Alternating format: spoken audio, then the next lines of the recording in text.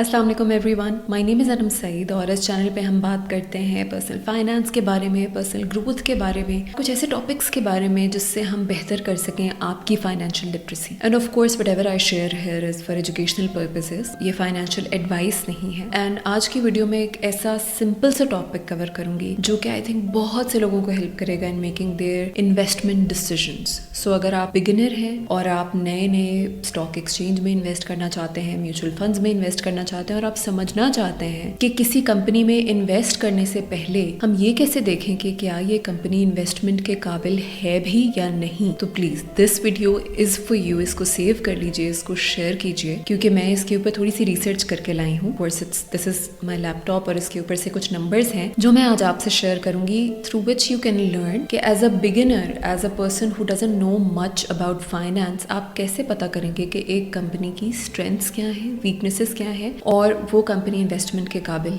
है भी या नहीं। राइट, सो सबसे पहले मैं आपको एक डिफरेंस बताना चाहूँगी between fundamental analysis and technical analysis. ये दो टर्म्स हैं जो कि बड़ी फेमस हैं फाइनेंशियल सर्कल में, राइट, और इनके बारे में लोग बात करते हैं। और आपने देखे होंगे कुछ चार्ट्स जो कि लोग दिखाते हैं जिसमें कैंडल्स होते हैं, पैटर्न्स होते हैं, फोरकास्ट्स होती हैं जो कि बड़े एक्साइटिंग लग रहे होते हैं। वो जो चार्ट्स हैं जो शॉर्ट टर्म क्विक पैटर्न्स को गेज कर रहे हैं, वो है टेक्निकल एनालिसिस का पार्ट। वो मोस्टली ट्रेडर्स के काम आते हैं जो देखना चाहते हैं कि शॉर्ट टर्म में किस स्टॉक को परचेज करके बेचने में फायदा है या किस स्टॉक को कब खरीदना चाहिए। राइट, सो वो एक एक्सपर्ट लेवल एनालिसिस है जिसमें एक बिगिनर नहीं जा सकता। आपको जो सीखना चाहिए as a beginner is fundamental analysis. वो कैसे होगा? वो ऐसे होगा कि जब आप किसी कंपनी को चूज कर लें, फॉर इंस्टेंस आपको लगता है, आपने नाम सुना है एग्रो फर्टिलाइजर का, या आपने नाम सुना है नेस्ले का, या आपने नाम सुना है मीजान बैंक का, या आपने नाम सुना है फौजी फर्टिलाइजर का। राइट, आपने कुछ कंपनीज के नाम सुने, आप इनकी फाइनेंशियल स्टेटमेंट्स निकालेंगे और कुछ चीजें गेज करेंगे। ऑफ कोर्स वो सारी चीजें इस एक वीडियो में मैं कवर नहीं कर पाऊंगी because it's a lot of stuff and it's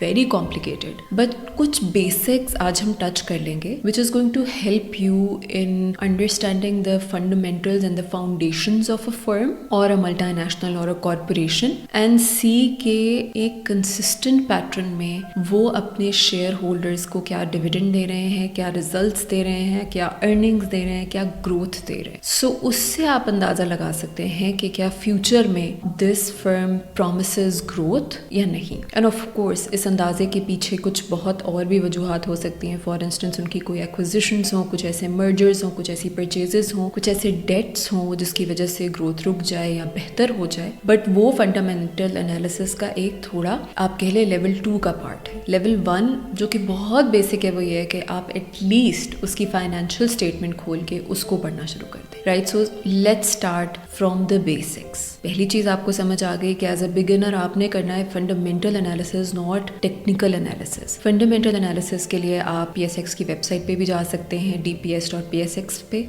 या फिर आप उस कंपनी की अपनी वेबसाइट पे भी जा सकते हैं जहाँ पे उनकी एनुअल रिपोर्ट और फाइनेंशियल स्टेटमेंट्स शेयर हुई होंगी। अब इसमें कौन सी ऐसी चीजें हैं जिन पे आपने नजर रखनी है, राइट? और अब मैंने अपने सामने इस वक्त वेबसाइट खोली हुई है फौजी फर्टिलाइजर का, राइट, FFC।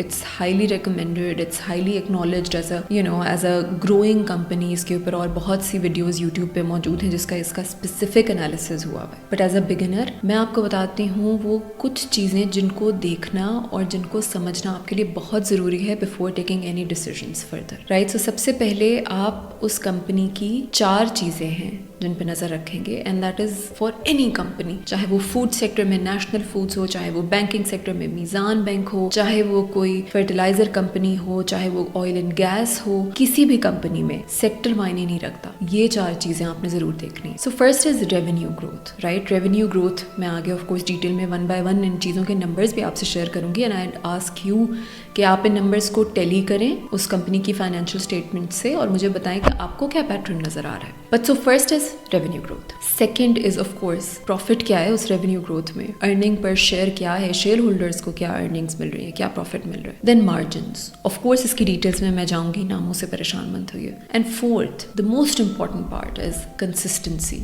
एक साल में हो सकता है किसी कंपनी के प्रॉफिट मार्जिन भी बहुत अच्छे रहे हो, रेवेन्यू ग्रोथ भी बहुत जबरदस्त हो, बट क्या वो कंसिस्टेंट है, क्या वो सिक्लिकल है, या ऐसे होता है कि हर 3 साल बाद वहां पे डिप आता है, या ऐसे होता है कि हर 3 साल डिप रहता है और चौथे साल में बेहतरी आती है, या ऐसे होता है कि वो कंसिस्टेंटली लास्ट 20 ईयर्स से ग्रो कर रही है but at a minimal pace. ये सारी चीजें आपने देखनी है in the financial statements, right? So even if you don't get a lot of historical data, आप कोशिश करें आप उस कंपनी की वेबसाइट पे जाके मैनुअली उनकी रिपोर्ट्स डाउनलोड कर लें। अब हम जाते हैं एफएफसी के नंबर्स के ऊपर, राइट? सो एफएफसी के नंबर्स पे हमने टॉप लाइन उनके रेवेन्यू निकाले, तो रेवेन्यू इनका लास्ट ईयर था, मैं ये 2024 की रिपोर्ट देख रही हूँ ऑफ कोर्स बिकॉज 2025 की रिपोर्ट अभी पब्लिश नहीं हुई है। सो 2024 में उनकी ग्रोथ जो थी रेवेन्यू की बढ़ के 159 बिलियन से बढ़ के 373 बिलियन की हो गई थी, ठीक है? फर्टिलाइजर के लिए इट्स अ स्ट्रॉन्ग नंबर, आपके लिए डबल से भी बहुत ज्यादा ग्रोथ हुई है, तो ऑफ कोर्स आपको नजर आ रहा है कि इस कंपनी में पोटेंशियल है, पर आपने यहीं पे रुकना नहीं है, आपने ये रेवेन्यू का पैटर्न निकालना है for last couple of years, at least 5 years. जैसे कि मैं आपको पहले भी कहती रही हूँ,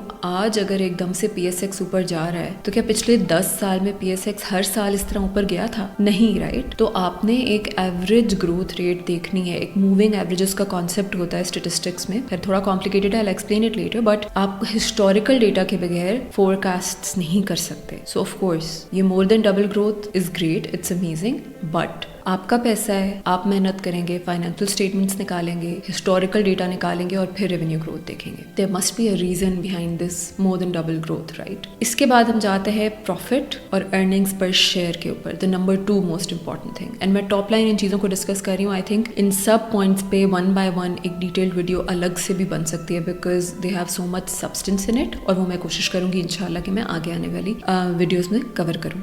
so profit is basically revenue minus costs, right? Profit जो है इनका 29.6 बिलियन से बढ़ के 64.7 बिलियन हुआ है। So profit में भी almost same pattern है, more than double, right? पर क्या earnings per share बढ़ा है? हर शेयर होल्डर की अर्निंग बढ़ी है? Yes, of course, 23.32 रुपीज से बढ़ के 45.49 रुपी पे हो गई। मतलब हर शेयर जो आपका है, जो आपने इस कंपनी में खरीदा था, फौजी फर्टिलाइजर कंपनी में, उस हर शेयर पे आपको दुगने से ज्यादा प्रॉफिट हुआ है। So that is amazing, but again क्या ये कंसिस्टेंट पैटर्न है? क्या पिछले 3 साल ये हुआ है? क्या इस साल इन्होंने कोई अपना फाइनेंशियल मॉडल चेंज किया है? क्या इनकी एनर्जी कॉस्ट्स कम हुई हैं? ये सारी चीजें हैं जो फिर ये सवाल हैं जो आपके जहन में आने चाहिए, और वो भी प्रूव करेगा हिस्टोरिकल डेटा। अगर पहले ऐसे नहीं होता था तो अब ऐसा क्यों हुआ? And then once you know कि पहले ऐसा नहीं होता था या पहले भी ऐसा हो रहा था, उसकी बेसिस पे फिर आप रिसर्च करेंगे कि ऐसा क्यों हुआ। Third of course margins, right? ये हमें बताता है कि कंपनी कितनी एफिशिएंट है, और इनका ग्रॉस प्रॉफिट मार्जिन है around 34% which is pretty good, and इनका नेट प्रॉफिट मार्जिन है 17%। अगर हम सादा अल्फाज में इसको देखें तो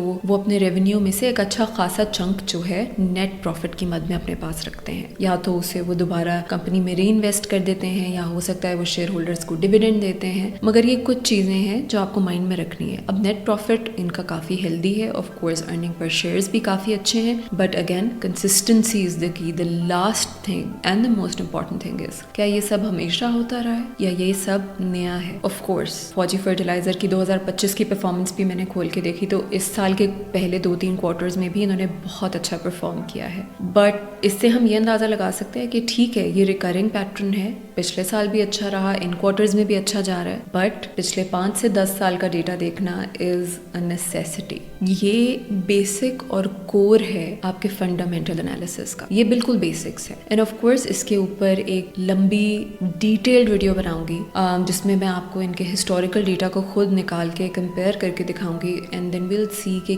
क्यों ये ग्रो कर रहा है, क्या रीजंस हैं, और इसकी फ्यूचर प्रेडिक्शन इसकी बेसिस पे क्या हो सकती है टेंटेटिवली। राइट। बट ये कुछ बेसिक्स थे फंडामेंटल एनालिसिस के जो मैं आपसे शेयर करना चाह रही थी, जो घर बैठी खवातीन, बच्चे, बच्चियाँ हर कोई कर सकता है। आपके पास लैपटॉप्स हैं, आपके पास फ़ोन्स हैं, कोई भी ये डेटा निकाल के आराम से एनालाइज कर सकता है। So please do that. Please understand कि आप आज ही ट्रेडर नहीं बन सकते, आप आज ही जाके मार्केट में खरीदो फरोख करके मिलियनियर नहीं बन सकते। उसके लिए बहुत एक्सपीरियंस चाहिए, उसके लिए टेक्निकल एनालिसिस की स्किल्स चाहिए। Start learning today. अपने ऊपर इन्वेस्ट करें, फंडामेंटल एनालिसिस को समझें और इसके ऊपर जो डिटेल वीडियोस होंगी उसमें इंशाल्लाह I will cover each and everything. Of course do share your feedback and your thoughts. Take care जी। Share this video if you think it's useful. Allah.